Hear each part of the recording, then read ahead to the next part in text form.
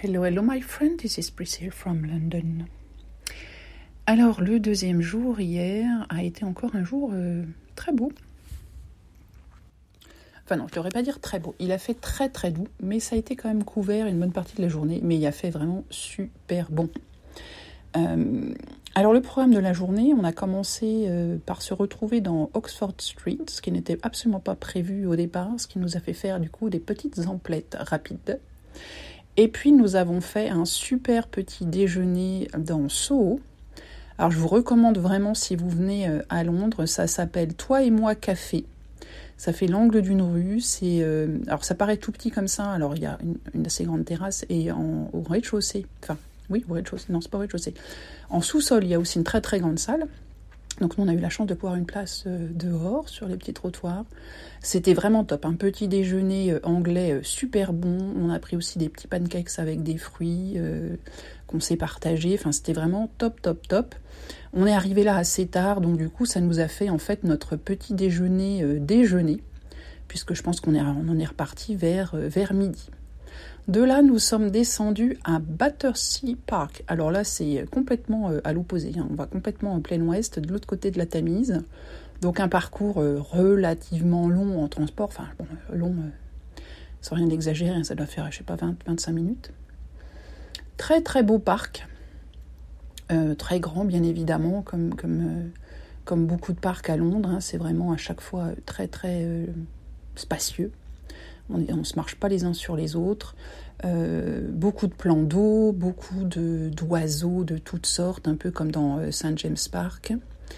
J'ai vu pour la première fois des gens jouer au cricket, puisque là il y avait un parc justement, une partie du parc en tout cas, qui était dédiée à cette activité sportive. Donc on a vu ces messieurs, tout de blanc vêtus, très très classe, en train de jouer. Donc on a regardé ça un petit peu pendant un petit moment, donc on ne comprend pas trop, parce que c'est un des sports, je pense, qui a les règles les plus complexes au monde.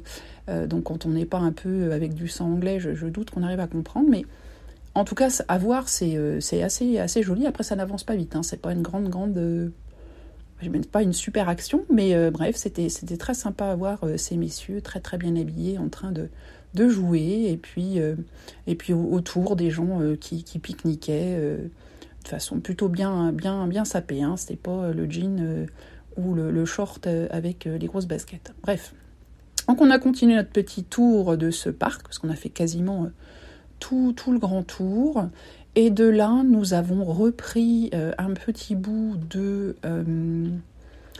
transport pour remonter sur Holland Park. C'était là que nous devions aller la veille pour aller voir le petit bout de jardin japonais, le Kyoto Garden, et puis on n'avait pas pu le faire. Alors du coup, on l'a fait hier, donc c'était vraiment très bien. Alors c'est tout petit, la partie japonaise. Et puis alors pour y aller, ça se mérite puisque c'est un coin de Londres qui est assez escarpé. Et en l'occurrence, par rapport à là où on arrivait avec le métro, il y avait une sacrée grimpette.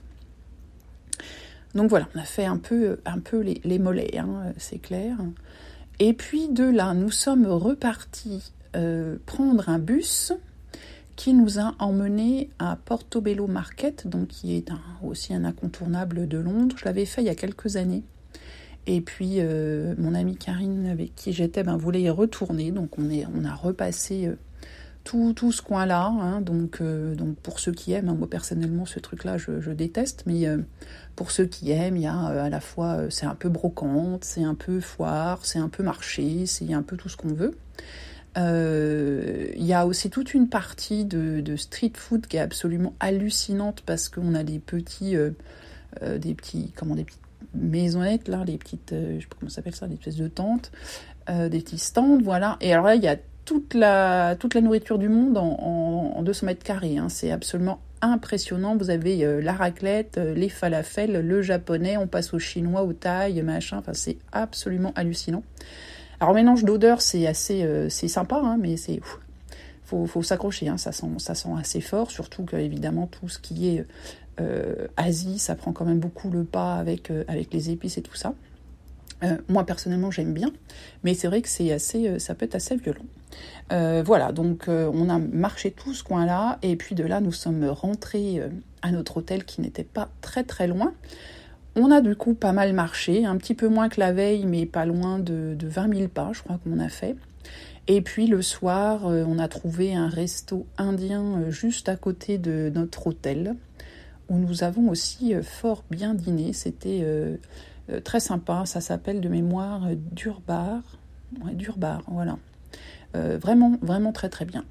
Donc voilà pour notre deuxième journée. On a encore pas mal marché, pas mal crapahuté.